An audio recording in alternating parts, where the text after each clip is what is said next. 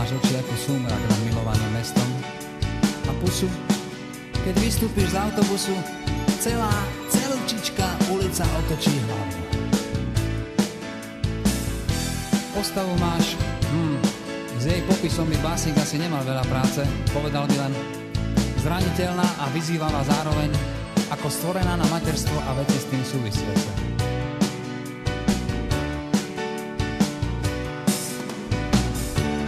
Minule, už ani neviem, kde to bolo, si zasa raz nahodila ten svoj pohľad a posmešne zdvihla kútik.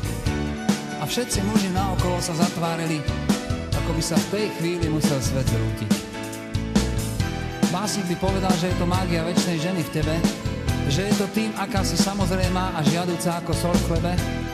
Básnik by o tebe určite napísal veľkú, velikánsku básnickú zbierku, ak nie dve.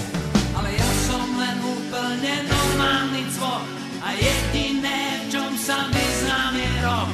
Píšem len muziku na každý deň a tak ti to tu teraz zahrám a zaspievam jednoducho ako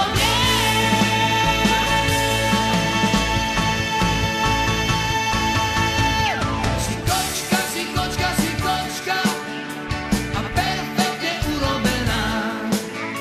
Si krajšia než oboha nočná, než modlitba na kolenách.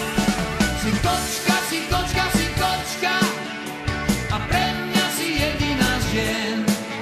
V tom najhlbšom pekle ťa počkám, ak povieš, že ľúbi ťa, ak povieš, že ľúbi ťa, ak povieš, že ľúbi ťa, povieš, že ľúbiť ťa smiem.